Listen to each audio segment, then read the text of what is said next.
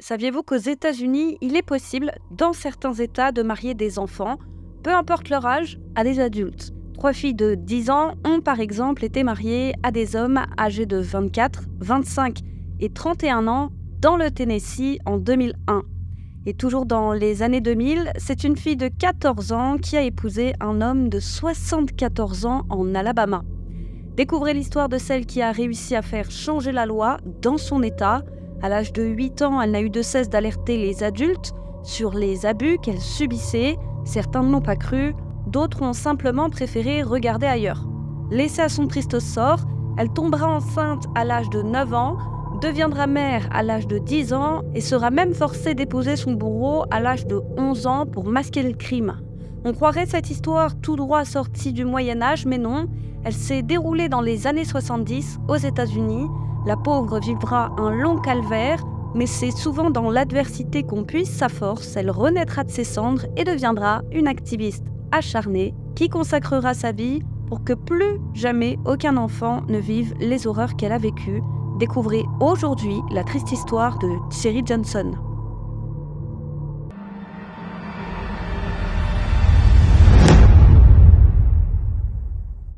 Salut, moi c'est Lilia. Et moi Lila, Et nous sommes... les Ukraine Sisters. On tient à remercier le sponsor du jour. Surfshark.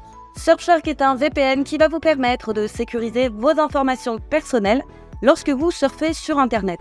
Ainsi, vos informations vont traverser un tunnel encrypté qui va garantir leur confidentialité. Donc vos photos, vos mots de passe ou vos informations bancaires sont protégées sans que Surfshark ne conserve ces données. Et comme Surfshark dispose de plus de 3200 serveurs partout dans le monde, vous allez pouvoir cacher votre adresse IP et ainsi naviguer de manière privée et sécurisée.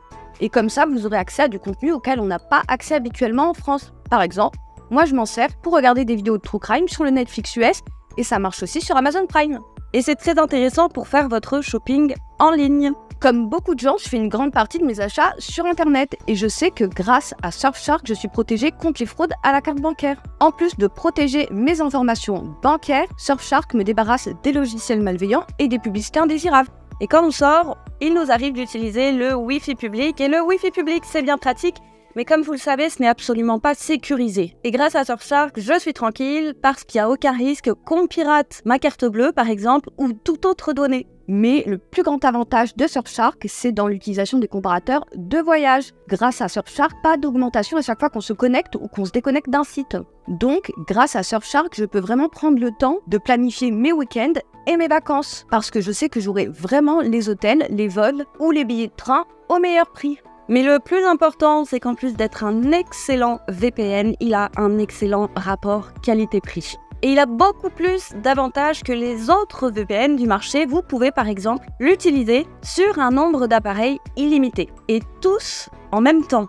On vous laisse le lien en barre d'infos et si vous utilisez le code UCRIM, vous avez 4 mois supplémentaires gratuits. Et vous pouvez aussi scanner, si vous le souhaitez, le QR code qui s'affiche à l'écran. Donc si vous comptiez prendre un VPN, n'hésitez pas à jeter un coup d'œil à celui-là parce qu'il en vaut vraiment la peine. Surtout que pour le prix, il est vraiment imbattable. Voilà, et en plus de ça, vous avez une garantie d'essai de 30 jours. Donc vous pouvez l'essayer et soit vous êtes satisfait, Soit vous êtes remboursé. et en attendant, On vous laisse avec la vidéo. Cherie Yvonne Johnson est une adorable fillette qui a vu le jour en 1961 à Tampa, en Floride. Elle est fille unique et est élevée par sa mère. Quant à son père, elle ne le connaît pas. Il a appris la poudre d'escampette peu de temps après sa naissance. Elle habite alors une modeste et minuscule maison derrière le presbytère de l'église où travaille sa mère. Il s'agit de l'église chrétienne apostolique de Tampa. Là-bas, les règles sont strictes. Les femmes doivent porter des chapeaux et des manches longues. Elles ne sont pas autorisées à porter de bijoux, la pudeur et la modestie étant des valeurs essentielles. Interdiction aussi de porter des pantalons, des corsets. Posséder une télévision était très mal vu, car considéré comme un objet de corruption. Et j'en passe, la liste est longue. Et les anciens jouent un rôle très important au sein de la communauté. Leurs conseils doivent être suivis par les membres, car ils sont censés détenir la sagesse. Ils sont donc considérés comme étant les plus à même de guider leurs semblables. Et la famille de Cherie est très croyante. Alors c'est dès son plus jeune âge qu'on lui a inculqué les enseignements religieux. au point où elle devait se rendre à l'église 6 jours par semaine et parfois 7. Quant à sa mère, en plus de travailler comme suppléante à l'église, elle est très impliquée dans les activités de l'église. Elle y est du matin au soir, au point où elle ne passe que peu de temps avec sa fille. Et les rares moments mère-fille, c'était lorsqu'elle préparait des biscuits et des tartes aux fruits pour l'église. Chérie se souvient néanmoins de ces fois où sa mère lui donnait un livre de coloriage avec des crayons et où elle restait près d'elle. Elle dira plus tard que ces moments étaient ses plus beaux souvenirs d'enfance, ça l'a comblée de bonheur. Et la famille vit chichement, avec son maigre salaire, la mère de Chérie peine à joindre les deux bouts, mais mère et fille ont toujours pu compter sur le soutien de leurs proches, comme par exemple le soutien de la tante de Thierry. Et justement, chaque matin, c'est le même rituel pour la fillette. Avant d'aller à l'école, elle doit se rendre chez sa tante afin d'y récupérer l'argent de son déjeuner. Sa tante habite juste à côté, dans la même maison que l'évêque de l'église. Habituellement, elle est là, mais un matin, alors que Chérie est âgée de 8 ans, c'est l'évêque qui lui ouvre la porte. Sa tante est absente et elle l'a chargée de remettre à Chérie son argent. Il lui dit de la suivre dans sa chambre, elle le rejoint, mais au lieu de lui remettre les sous, il lui ordonne de s'allonger sur le lit. Chérie ne comprend pas, mais c'est là un ordre, et qui plus est de l'évêque, alors elle obéit. Et je pense que vous vous doutez déjà de ce qu'il va se passer. Il soulève sa jupe sans dire un mot, sort un pot de vaseline, puis la vire. Et Chérie est pétrifiée. Elle est effrayée et confuse. Ce qui vient de se passer est d'une brutalité telle qu'elle est littéralement sous le choc. Et quand donc il a terminé sa sale affaire, sans même un regard, sans même un mot, il lui donne son argent et lui fait signe de sortir. Et la pauvre Chérie est abasourdie. Elle est en état de sidération totale. Elle court jusque chez elle, elle se précipite dans la salle de bain pour nettoyer le sang qui coule sur ses jambes. Et du haut de ses 8 petites années, elle ne comprend absolument rien à ce qui vient de se passer. Elle pleure en silence, elle sèche ses larmes et elle marche comme un automate jusqu'à l'école. Elle est traumatisée mais ne dit rien à personne en réalité et sans même savoir vraiment pourquoi, elle a honte. 1000 questions se bousculent dans sa tête. Est-ce que ce sont là des choses que vivent tous les enfants? Est-ce qu'elle doit le dire à quelqu'un? Est-ce qu'elle doit se taire? La pauvre est complètement perdue. Et elle est loin d'être au bout de ses surprises. En plus de subir les assauts de l'évêque, qui profite de quelques occasions pour s'en prendre à elle, et bien peu de temps après, c'est cette fois le diacre de l'église qui s'en prend à elle. C'est un jeune homme de 18 ans chargé d'assister l'évêque, et lui aussi a bien remarqué que Thierry est la plupart du temps seule chez elle, livrée à elle-même. Alors il va un jour profiter de l'absence de sa mère pour se jeter lui aussi sur elle. Et Chérie est si perturbée que cette fois elle décide d'en parler. Elle va sans tarder en parler à sa mère, elle lui demande pourquoi l'évêque et le diacre lui font ce genre de choses, des choses qu'elle n'aime pas et qui lui font mal. Elle lui dit tout avec ses mots d'enfant, mais ô surprise, sa mère se met en colère, elle ne la croit pas. Elle la traite de menteuse et lui ordonne d'arrêter de raconter des histoires. Mais Chérie insiste. Non, elle ne ment pas, mais c'est un mur qu'elle a en face d'elle. Et alors qu'elle continue d'être abusée par les deux prédateurs, elle décide de poser des questions à des membres de la communauté. Elle se dit que eux, peut-être, pourront lui apporter des réponses. Elle est naïve, elle veut juste comprendre, qu'on lui explique les choses, mais voilà, encore une fois, personne ne semble l'écouter ou la croire. Et quand sa mère apprend qu'elle raconte à qui veut bien l'entendre ce qui lui arrive, qu'elle pose tout un tas de questions à ce sujet, elle la prend entre 4 yeux et lui ordonne de se taire. Elle a l'interdiction d'en parler à qui que ce soit et elle va même lui hurler une fois de plus d'arrêter de raconter des bêtises. Voilà donc comment ces deux prédateurs vont agir dans l'impunité la plus totale. Et Chérie va comme simplement accepter la situation. Elle se dit que ça doit probablement faire partie de l'enfance. Heureusement, elle a l'école, elle adore l'école, elle a toujours aimé apprendre, c'est une excellente élève, seul bémol, les autres enfants se montrent parfois cruels avec elle. Ils se moquent d'elle, à cause de sa couleur de peau, on lui dit qu'elle pue et qu'elle sent le poisson pourri. Et voilà que quelques mois après, alors qu'elle est âgée de 9 ans, elle doit se rendre, comme tous les élèves de l'école, à l'infirmerie. C'est la journée des vaccins. Elle est surprise, elle ne sait pas ce qu'est un vaccin, elle n'a jamais entendu parler de ça. Ils sont d'ailleurs interdits dans sa congrégation, mais ça, elle ne le sait pas. Alors quand vient son tour, elle va à l'infirmerie et se met en sous-vêtements. Et en la voyant, l'infirmière tique aussitôt. Elle trouve que son ventre est drôlement arrondi. Il est même anormalement arrondi. Elle ne dit rien et la renvoie en classe. Et ce n'est qu'un peu plus tard que Chérie entend qu'on l'appelle à l'interphone. Une voix venue de nulle part lui ordonne de rassembler ses affaires et d'aller se présenter immédiatement au bureau du directeur. Et Chérie est surprise. Elle se demande ce qu'elle a bien pu faire de mal, elle fait ce qu'on lui demande, et sans lui dire le pourquoi du comment, on lui dit de patienter sur un banc dans le couloir en attendant que sa mère arrive. Alors elle se demande maintenant pourquoi on a appelé sa mère. Et voilà la mère qui arrive un peu plus tard, elle s'engouffre dans le bureau du proviseur sans dire un mot. Chérie est toujours seule sur son banc et on ne lui dit encore et toujours rien. Puis, un peu plus tard, la maman sort enfin du bureau. Et son visage est rouge de colère. Et sans même jeter un regard à sa fille, elle lui dit de la suivre. Et une fois dans la voiture, elle lui dit avec froideur « Tu vas avoir un bébé. Qui s'est moqué de toi ?» Et Chérie lui répond « Maman, j'ai essayé de te le dire, mais tu m'as dit que je mentais. » Et là, grand silence. Et puis la mère redouble de colère. Mais pas contre les bourreaux, non. Contre sa fille. Elle considère que c'est sa faute, que c'est une mauvaise fille et qu'elle va faire honte à la famille. Vous connaissez, c'est le fameux « mais que vont dire les autres ?» Mais sa mère n'est pas stupide. Elle sait que si elle ramène sa fille à l'hôpital, le personnel soignant va forcément s'alerter et qui sait alerter les autorités. Alors elle décide de ne pas l'emmener à l'hôpital comme il était d'usage de le faire à l'époque dans la région, mais plutôt d'aller voir le médecin de famille. Et stupéfaction, elle apprend que Chérie est enceinte de 6 mois. Mais de qui ? Puisque Chérie ne s'est jamais cachée qu'elle avait affaire à 2 prédateurs. Alors lequel est le père ? Et après un rapide calcul, la mère en déduit que le père est le diacre, alors âgé de 19 ans.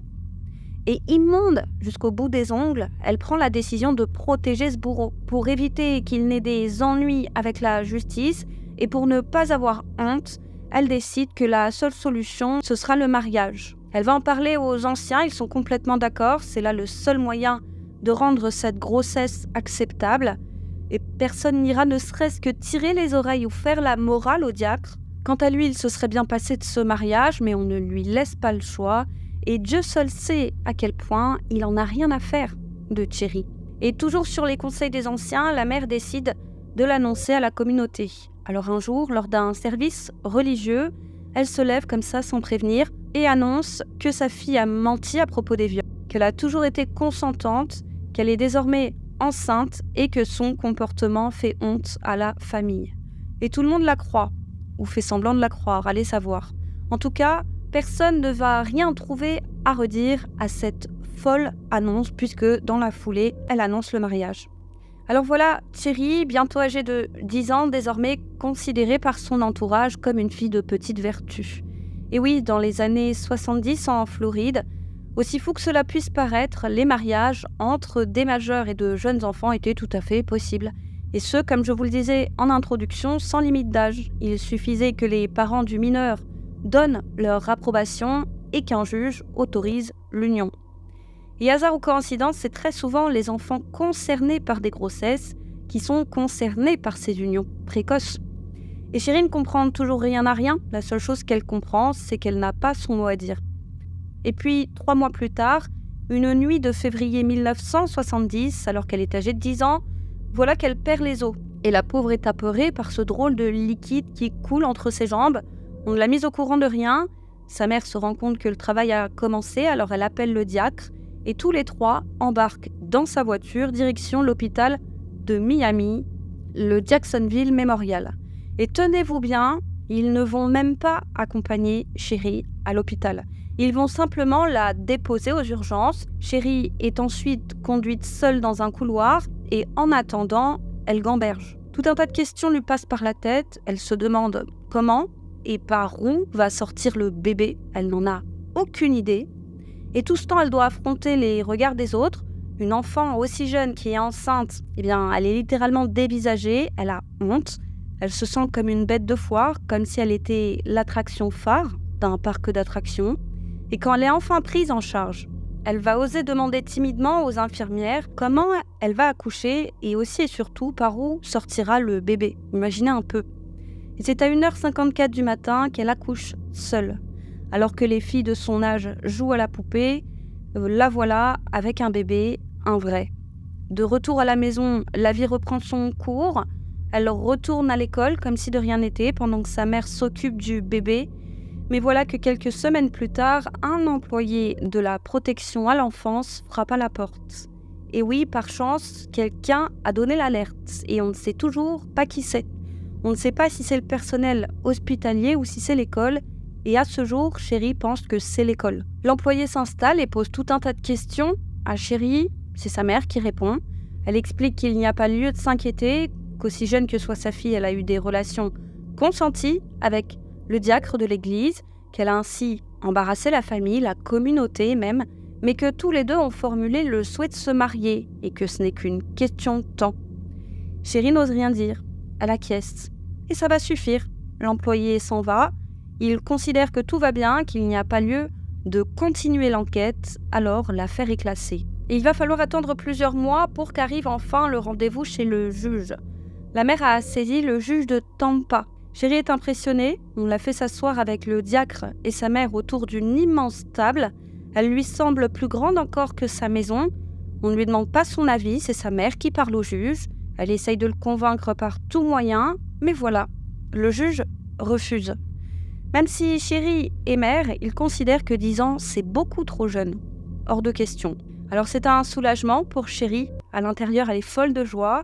Mais ce qui est dommage, en revanche, c'est que le juge ne va ouvrir aucune enquête. Même s'il refuse, et c'est déjà bien, il ne s'étonne pas plus que ça qu'on essaie de marier une enfant de 10 ans, déjà maman, à un homme de 20 ans. En 1971, ça ne va pas le moins du monde inquiéter la justice. Et la mère de Thierry est en colère. Elle veut absolument marier sa fille et le plus vite possible. Alors elle va cette fois changer de juridiction et faire sa demande auprès du tribunal du comté voisin, celui de Pinellas, toujours en Floride. Et le mois suivant, voici le trio en face d'un nouveau juge. La maman sort la même soupe qu'elle sort à tout le monde depuis des mois. Et cette fois, bingo, ça marche. Le juge va donner son autorisation. Alors, hurrah pour la mère et les anciens. Le mariage est alors organisé à la hâte. Ouf, l'honneur est sauf. Et pendant les préparatifs, Chérie voit bien que tout ça, ça ne réjouit pas sa mère. Elle dira plus tard, je cite, « Je pense qu'elle se rendait bien compte que ce qu'elle faisait était mal. » Et effectivement, il n'y a pas de quoi être fière. Alors la maman va confectionner à sa fille une robe de mariée. Elle achète un voile. Il faut le repriser parce qu'il est bien trop grand pour une enfant. C'est aussi elle qui se charge de la pièce montée. Et le mariage se déroulera à l'église en la présence d'une poignée d'invités seulement. Et l'officialisation se fera plus tard en la présence de la mère de Thierry qui vient alors de fêter son 11e anniversaire et du diacre alors âgé de 20 ans. Et ça se passera au palais de justice du comté d'Hillsborough à Tampa. Alors que Thierry est encore à l'école primaire, là voilà, le 29 mars 1971, officiellement marié. Et le sordide schéma familial a l'air de se répéter puisque sa grand-mère a été mariée à l'âge de 11 ans, elle aussi à un homme de 20 ans. Quant à sa tante, elle a été mariée à l'âge de 14 ans. Chérie pense alors que c'est elle qui ne doit pas bien comprendre les choses et que si sa mère l'a obligée à se marier, c'est que c'est forcément pour son bien. Elle lui fait confiance, comme n'importe quel enfant ferait confiance à ses parents. Le diacre vient alors s'installer chez les Johnson, dans la chambre de Thierry, et il peut désormais l'abuser quand bon lui semble et en toute légalité. Et c'est sans surprise que Thierry devient, pour son « ouvrez les guillemets » époux, un véritable objet de plaisir.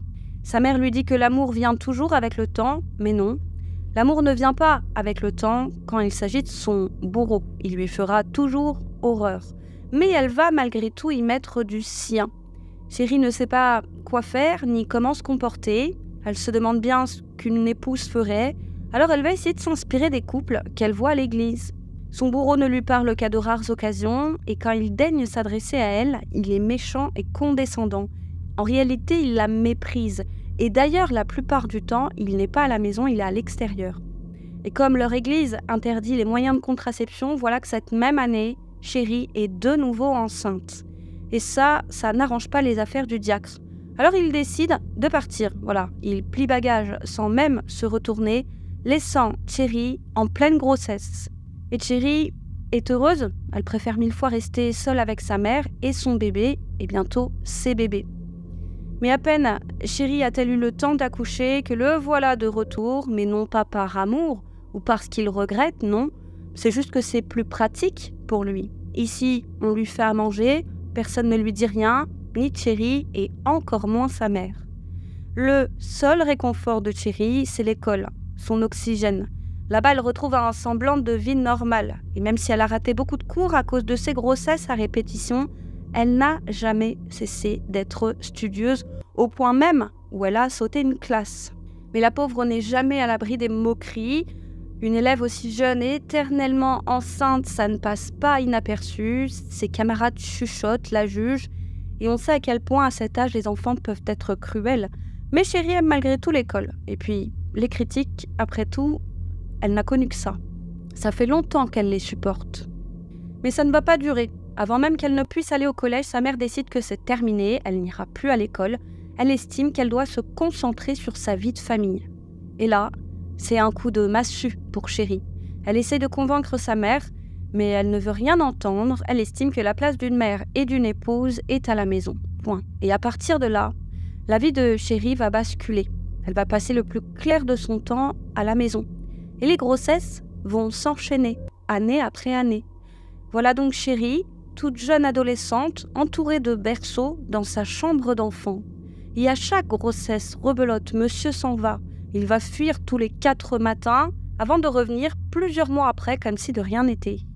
Et la mère de Thierry accueille son déserteur et abuseur de gendre à bras ouverts à chaque fois. Et malgré le temps qui passe, le comportement du bourreau ne change pas. Il n'a de cesse de dénigrer Thierry, il la traite comme un chien, lui dit qu'elle ne vaut rien, etc., etc. Et entre lui et sa mère, Chéri n'a depuis bien longtemps plus l'ombre d'un début d'estime pour elle. Ses journées sont toujours les mêmes, laver les couches, faire à manger, faire le ménage. À l'âge de 17 ans, elle est mère de 6 enfants. Elle n'a pas d'argent pour pouvoir sortir et se divertir, et puis de toute façon, elle n'a pas le temps. Privée de son enfance, puis maintenant de son adolescence, elle n'ira jamais au bal de promo, elle n'obtiendra jamais son diplôme, elle ne sait pas ce qu'est une après-midi ciné entre copines ou une virée shopping entre amis. Alors elle sombre de plus en plus dans la mélancolie, et elle est si triste que chaque matin, désormais, elle se réveille les larmes aux yeux. Elle a l'impression d'être en prison, et elle enrage. Elle se dit que c'est son bourreau qui devrait être en prison, pas elle. Et chaque jour, elle agit comme un automate. Et de toute façon, il y a tellement à faire avec sa petite tribu, elle n'a jamais le temps de se reposer ou de penser à elle. Mais de toute façon, quelle importance, elle n'a plus goût à rien, elle n'aspire plus à rien. Elle est comme vide de l'intérieur, et la seule chose qui la fait tenir, c'est l'amour de ses enfants. Elle sait bien que eux n'ont rien demandé. Alors, elle se cache pour pleurer, essaye de sourire au maximum. Elle donne le change comme elle peut, mais à l'intérieur, elle est brisée.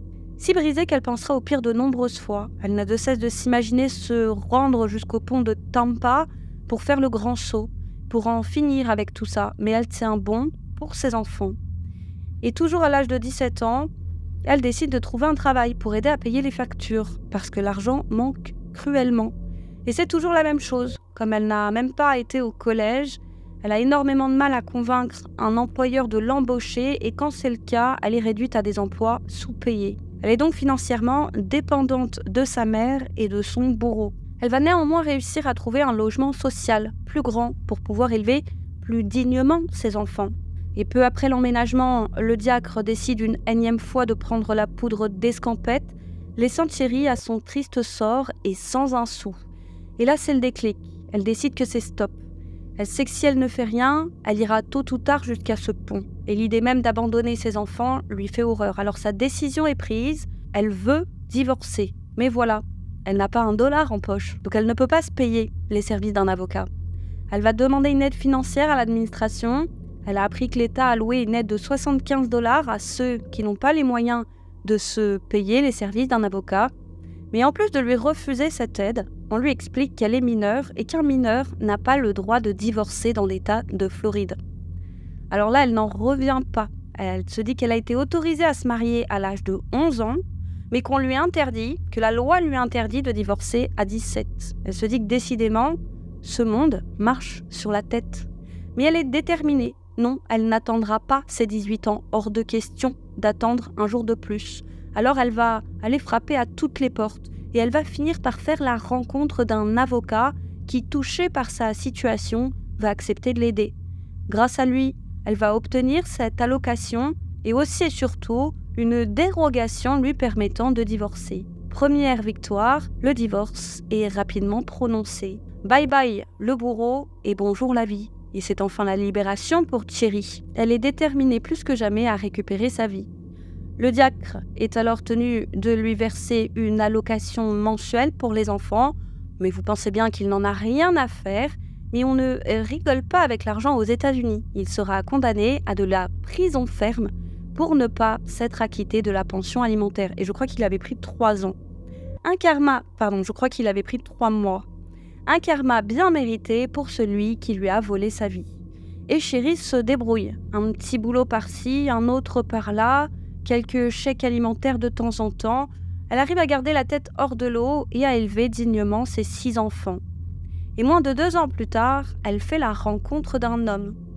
Elle est alors âgée de 19 ans et lui de 37. Elle pense que c'est le prince charmant, que c'est là son sauveur. Il a toujours de belles paroles, lui promet monts et merveilles. Il la convainc même de se marier sans attendre. Elle se dit que ça y est, elle a enfin le droit au bonheur. Enfin, la vie va lui sourire, mais elle ne remarque pas qu'elle tombe peu à peu sous l'emprise de cet homme bien plus âgé. Et la pauvre est dans un cercle d'abus depuis si longtemps qu'elle ne remarque pas les signaux d'alerte. Déjà, elle va vite découvrir qu'on ne sort pas aussi facilement des traumatismes de l'enfance. Ils vous poursuivent souvent jusqu'à l'âge adulte, et son corps a somatisé, elle tombe souvent malade, et mentalement c'est compliqué. Et de 2, une personne victime d'abus a statistiquement beaucoup plus de chances de se retrouver face à des situations d'abus similaires dans le futur. C'est comme si c'était un cycle qui se répétait, comme si les victimes aussi attiraient le même genre de profil de prédateurs. Et ces prédateurs savent parfaitement repérer leurs victimes. Alors passé la période de lune de miel, le piège se referme sur Thierry et son époux va montrer son vrai visage. Et elle qui pensait avoir droit au bonheur se retrouve sous la coupe d'un homme ô combien violent. Mais pas que verbalement et psychologiquement, cette fois. Au début, c'est verbalement, puis ensuite il la pousse, puis après c'est une claque. Et un jour, les coups et les insultes deviennent son quotidien. Elle aura 3 enfants avec lui pendant les 8 années à venir. La dernière naîtra alors que Thierry a 27 ans. La voilà donc à même pas 30 ans, mère de 9 enfants, 5 filles et 4 garçons, en sachant qu'elle vit avec un mari toujours plus violent. Elle finira là aussi par demander le divorce, mais rebelote, elle tombe sur une autre raclure qui sent bien qu'il a en face de lui une femme brisée, une femme qui n'a plus confiance en elle, une femme à qui on a toujours appris à se taire, à dire oui et à subir. Chérie dira plus tard, je cite, « J'ai fini par répéter le même cycle 2 fois de plus. J'ai fini par épouser des agresseurs sans reconnaître qu'ils étaient des agresseurs à l'époque. Les relations se sont détériorées, ça a commencé par être de la violence psychologique, mentale et verbale, mais avec le temps c'est devenu physique. C'est arrivé à cause de ce que j'ai vécu enfant. Je ne savais pas quoi chercher chez un homme et dans une relation. » Fin de citation. Et donc Thierry fait ce qu'on lui a toujours appris, à se taire et à souffrir en silence. Mais tout ça, ça laisse des traces et au fil du temps, elle va changer. Elle devient aigrie, elle devient amère, elle devient frustrée, elle est fatiguée et aussi et surtout, elle est en colère. Une colère qui n'a de cesse de grandir avec le temps. C'est bientôt un feu brûlant qui la consume. En voyant ses enfants grandir et passer une à une les étapes de la vie, collège, diplôme, premiers émois, etc., elle se rend compte, plus que jamais, qu'on lui a volé sa vie. La colère se mélange alors à l'injustice et sa vie de famille à empathie. Elle devient colérique, elle s'énerve facilement et ça va affecter sa relation avec ses enfants. Elle ne se reconnaît plus, elle était pourtant fusionnelle avec eux et c'est son instinct de mère qui va la sauver. Elle saura se ressaisir à chaque fois. Il y a toujours une voix à l'intérieur qui lui murmure que ses enfants n'ont rien fait et qu'elle doit continuer à les protéger. Après tout, ils n'ont rien demandé eux. Elle s'interdit de leur faire payer ce que d'autres lui ont fait par le passé. Alors elle se calme à chaque fois, puis le désespoir revient, l'aigreur, la colère, la déprime. Et rebelote, cette petite voix la calme, alors elle sourit, Elle fait comme si de rien n'était, mais elle a de moins en moins la force de donner le change. C'est comme si elle était en train de mourir à l'intérieur, son cœur saigne. Elle se demande ce qu'elle a bien pu faire au bon Dieu pour mériter une vie pareille. Elle se sent minable, inutile, elle est mal dans sa peau, elle est triste, encore et toujours cette même tristesse, et elle pense de plus en plus à ce pont. Voilà, désormais elle s'imagine rouler jusque là-bas, et plus que jamais, faire le grand saut. Et puis bientôt elle n'a même plus la force d'exprimer sa colère, et puis elle en a marre d'être traînée à l'église tous les 4 matins par sa mère. On lui parle de communauté, mais personne au sein de cette communauté ne semble saisir sa détresse. Il n'y a jamais une oreille attentive pour l'écouter, jamais aucune épaule sur laquelle pleurer. Son seul réconfort, ce sont ses enfants et désormais son emploi. Elle est devenue auxiliaire de vie, elle aime prendre soin des autres. La plupart du temps, elle s'occupe de personnes âgées et nombre d'entre elles souffrent de solitude. Alors ils attendent l'heure de son arrivée avec impatience et elle prend le temps de les écouter, de les soigner. Parfois, elle se confie. Et pourtant, sa direction l'avait mise en garde, ne surtout pas s'attacher, rester professionnelle. Bref, à côté de ça, elle s'occupe aussi d'enfants dans une école primaire de la ville, des enfants qui ont des problèmes dits de comportement, tantôt malades, tantôt difficiles. Au moins, dans un cas comme dans l'autre, elle a l'impression d'être utile auprès de toutes ces personnes. Et puis un jour, alors qu'elle assiste à un énième service dans cette église qui l'a vue grandir et qu'elle n'a jamais cessé de fréquenter, sur l'insistance de sa mère, elle regarde autour d'elle et se demande ce qu'elle fait là. On lui apprend depuis toujours que Dieu n'est qu'amour, mais elle ne voit pas d'amour autour d'elle. Elle n'a personne à qui se confier ici. Encore une fois, aucune épaule sur laquelle pleurer. On lui dit toujours la même chose, qu'elle doit être forte, qu'elle ne doit jamais se plaindre, qu'une mère est un socle, et elle sent au plus profond de son cœur que sa place n'est pas ici. Alors la coupe est pleine. Elle décide que plus jamais elle ne remettra les pieds dans cette église. Elle ira prier ailleurs. Mieux vaut être seule que mal accompagnée. Et elle décide par la même occasion de s'éloigner des membres de sa communauté et de rester à bonne distance de tous ceux qui lui ont fait du mal. Et donc, quelque temps plus tard, la voilà qui pousse la porte d'une autre église, comme ça, au hasard. Et c'est tout de suite le jour et la nuit. Elle s'y sent tout de suite mieux. Les gens y sont plus accueillants, plus doux, on ne la force à rien. Pas d'ancien pour lui dire quoi faire, plus personne pour lui dire comment s'habiller, comment se comporter. Elle se sent plus libre. Ici, on l'écoute, on s'intéresse à elle. Elle va faire la rencontre d'une paroissienne. C'est horrifié qu'elle va apprendre une infime partie de son passé. Enfin, un peu de compassion pour Thierry. Et cette paroissienne se rend tout de suite compte que, malgré les apparences, Thierry est dévastée. Elle se demande même par quel miracle cette femme est encore debout. Alors elle lui conseille d'aller voir la psychologue de l'église, une certaine Joanne Gaines, et cette rencontre va tout changer. Thierry est alors âgé de 45 ans, et au début tout est informel, mais petit à petit, Thierry va se dévoiler, et elle se rend compte que c'est la première fois de sa vie qu'elle peut tout dire, et qu'on l'écoute vraiment et sincèrement, et ça lui fait un bien fou. Joanne dira que, même si elle avait en face d'elle une adulte, Thierry lui donnait l'impression de n'être encore qu'une enfant, comme une enfant avec des enfants. Jamais on lui avait appris à penser à elle, à penser par elle-même. C'est comme si elle avait été conditionnée à ne rester qu'une enfant le reste de sa vie. Fin de citation. Et lorsque Joanne a appris son passé, les abus, le mariage forcé avec son bourreau, les grossesses à répétition, elle a trouvé que Thierry était d'une résilience remarquable. Elle l'a comparé à un roly-poly. Ce sont ces figurines arrondies en bas et qui, peu importe la position dans laquelle vous la mettez, finit toujours par se redresser. Et c'est véritablement grâce à Joanne que Thierry prendra conscience de toutes les horreurs qu'elle a vécues. À quel point c'était finalement devenu sa normalité, mais que non, tout ça n'est pas normal. Elle prend conscience que personne ne l'a jamais protégée, pas même sa propre mère.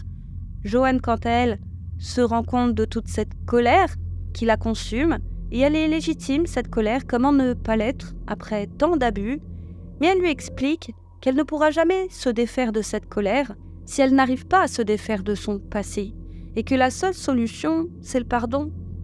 Et non, hors de question pour Thierry de pardonner, elle a trop souffert. Mais Joanne lui explique qu'on ne pardonne pas pour les autres, mais qu'on pardonne pour soi, pour se libérer des chaînes du passé, et que si elle arrive à pardonner ses bourreaux, ses maris abusifs, sa mère, alors elle sera enfin vraiment libre, puisque pardonner, c'est avancer. C'était, selon Joanne, la seule manière de, je cite, échapper au donjon de l'amertume qui la consumait et lui pompait tellement d'énergie. Et c'est ce travail d'introspection qui va sauver Chérie. Elle expliquera que même si ça a été difficile au début, elle a réussi à pardonner. À ces hommes qui lui ont fait du mal, à cette mère qui l'a donnée en pâture au loup et aussi et surtout à elle-même. Elle a ainsi appris toute l'importance de l'amour de soi. La première personne qu'elle doit aimer, c'est elle-même. Chérie s'est rendue compte que c'était son passé qui lui faisait le plus de mal et qui n'avait jamais cessé de la conditionner parce qu'elle n'a jamais cessé de s'y accrocher. Et aussitôt qu'elle a pu véritablement et sincèrement pardonner, elle n'a plus été en colère. Ça a été un travail douloureux, mais ô combien salvateur. Sans compter que ça a renforcé sa foi et tout ça mis bout à bout, elle a petit à petit repris le goût de vivre. Alors bye bye son troisième mari violent. Il est prié de plier bagages, il comprend qu'il n'a plus en face de lui cette petite chose fragile qui l'aimait tant faire souffrir, aussi bien mentalement que physiquement. Chérie a désormais relevé la tête, sans se rendre compte, elle vient enfin de briser ce cercle sans fin d'abus. Mais quand même, avoir la possibilité de marier une enfant quand elle y repense, avec plus de détachement et toujours plus de recul, elle se dit que c'est fou, même en 1971. Et elle se demande combien d'autres enfants devenus adultes ont vécu ce qu'elle a vécu. Mais elle se dit que ça, c'était avant et que la loi a changé depuis, mais elle va quand même avoir la curiosité d'aller vérifier. Et elle se rend compte que non, rien n'a changé, et qu'il n'y a toujours aucune limite d'âge pour ce genre de mariage en Floride. Et qu'encore à ce jour, et nous sommes alors en 2012, il suffit de l'accord des parents et de la décision d'un juge pour marier un enfant. Elle se passionne pour ce sujet. Elle n'a de cesse de faire des recherches, elle découvre toujours plus d'horreurs au fur et à mesure de ses lectures. C'est ainsi qu'elle découvre ses 3 filles de 10 ans qui avaient été mariées à des hommes de 24, 25 et 31 ans dans le Tennessee en 2001. Elle se rend compte que rien qu'au New Jersey, c'est 3500 enfants qui ont été mariés entre 1995 et 2012, que c'est 207 468 enfants qui se sont mariés aux États-Unis depuis les années 2000. Alors elle va en parler autour d'elle. Et elle se rend compte que personne n'est au courant de la législation. Personne n'a l'air de savoir qu'aux États-Unis, on peut marier des enfants dans certains États. Et elle n'en revient pas que ces lois moyenâgeuses aient tranquillement fait leur petit bonhomme de chemin, et que depuis tout ce temps, personne n'est jugé utile de les faire modifier. Et ça lui brise littéralement le cœur. Elle se demande combien il y a de chéris sur le point d'être mariés, combien d'enfants risquent de connaître le même cauchemar qu'elle, et combien parmi eux seront mariés à leur bourreau. Elle n'arrive plus à dormir, car ça l'obsède. Cette idée lui est tout simplement insupportable, au point où un jour, elle se lève et elle se dit que ça suffit. Elle comprend enfin quelle est sa véritable destinée. Sa destinée, c'est de faire changer la loi. Et à partir de ce jour, plus rien ne va l'arrêter. Elle sera d'une détermination sans faille et le tout avec le soutien de ses enfants. Alors elle se dit que pour commencer, elle doit alerter l'opinion publique. Elle va donc écrire un livre dont le titre est « Pardonner l'impardonnable ». Et dedans, elle y raconte son expérience. Et elle pose la question suivante. Comment un enfant qui n'a légalement pas le droit de travailler, qui n'a pas le droit de posséder une voiture, qui n'a pas le droit de boire, comment peut-il paradoxalement être autorisé à se marier ? Et dans ce livre, elle explique qu'elle pense que ces lois perfides permettent également aux violeurs d'échapper à la prison, comme ça a été le cas pour elle. À sa sortie, son livre fait énormément de bruit, toujours plus de bruit. Elle a invité ça et là pour raconter son histoire et elle va réussir à sensibiliser toujours plus de personnes. Elle est de toutes les conférences et les Américains apprennent en nombre, et ils sont choqués, que oui, on peut marier des enfants dans le pays de l'oncle Sam. Et c'est grâce à Chérie que ça a été mis en lumière. Dans la foulée, elle va s'attaquer au pouvoir, rassemblant toujours plus de gens à sa cause. Elle va faire pression et dans un premier temps, les législateurs vont s'opposer à elle, arguant que, bien sûr que non, madame, ce qui vous est arrivé, c'est du passé, ça n'arriverait plus de nos jours. voyons aller circuler et non, on ne changera pas la loi. Au revoir. Alors Chérie est sous le choc et elle se dit que non, elle ne lâchera pas, elle va continuer de plus belle et son combat sera toujours plus médiatisé. Et la population américaine, au fur et à mesure qu'elle sera sensibilisée, sera de plus en plus révoltée. Des pétitions sont signées, des forums y sont consacrés, il y a toujours plus d'articles sur le sujet. Et face à tout cet engouement populaire, Chérie sera finalement invitée à raconter son histoire au Parlement. On dirait bien que le vent a enfin tourné. Et elle ne va pas s'arrêter en si bon chemin, elle va mettre au point avec des spécialistes un projet de loi. Un projet de loi qui sera proposé au Sénat. Ça fait alors des années que Chérie lutte. Et puis finalement, enfin, après 6 ans d'efforts, elle réussit à faire adopter cette loi en Floride. Et cette nouvelle loi, promulguée en 2018, interdit désormais le mariage aux moins de 17 ans. Imaginez, c'est quand même difficile de se dire que c'est aussi récent, 2018, et je vous parle de la Floride. Et donc le combat est encore long pour Chérie, puisque il faut préciser d'ailleurs qu'en cas de grossesse, il est toujours possible de se marier en dessous de cet âge en Floride, mais à la condition que le conjoint n'ait pas plus de 2 ans d'écart et que les 2 époux suivent des sortes de cours de préparation au mariage et de parentalité. Et ils devront aussi signer des affidavits attestant qu'il ne s'agit pas de mariage forcé ou arrangé. Et à partir de 16 ans, avec le consentement des parents et à condition de suivre des cours de préparation au mariage. Mais c'est déjà un bon début. On n'entendra plus parler en Floride d'enfants de 10 ans, de 12 ans ou autres. Et l'activisme de Chérie ne s'est pas arrêté là. Elle s'est fait la promesse de poursuivre son combat et d'étendre cette loi, non plus qu'à la Floride, mais au reste du pays. Puisque dans 25 États, dont la Californie, le Nevada, Washington, le Michigan, la Pennsylvanie et le New Jersey, il n'y a toujours pas d'âge minimum pour qu'un enfant se marie. Et que dans la plupart des États, il existe encore des exceptions en cas de grossesse, permettant à des enfants de se marier avec le consentement parental et ou l'approbation d'un juge, et ce, sans limite d'âge pour l'adulte comme pour l'enfant. Chérie espère réussir un jour, et son plus grand rêve, ce serait de faire interdire les mariages d'enfants dans le monde entier, pour que plus jamais aucun enfant n'ait à subir ce qu'elle a subi. Voilà, vous connaissez désormais l'histoire de Chérie, la vaillante Chérie, qui à elle seule a réussi à faire plier tout un gouvernement. Et ce n'est sûrement que le début. Comme toujours, merci à tous de nous avoir suivis. N'hésitez pas à nous dire ce que vous avez pensé de cette folle histoire en barre de commentaires. En me renseignant sur cette histoire, j'ai vu énormément d'Américains qui n'étaient même pas encore au courant de ça aujourd'hui ou dans les mois précédents. Comme toujours, n'hésitez pas à liker la vidéo si notre travail vous a plu, à vous abonner pour découvrir toujours plus d'histoires inédites. N'hésitez pas à aller voir notre offre Surfshark, imbattable, vous le savez depuis le temps qu'on est avec eux. N'hésitez pas également à nous suivre sur nos réseaux sociaux, les YouCrim Sisters, à nous écouter sous forme de podcast. Nous sommes présentes sur toutes les plateformes d'écoute. Quant à moi, je vous dis à très vite sur YouCrim pour une autre triste histoire, les amis.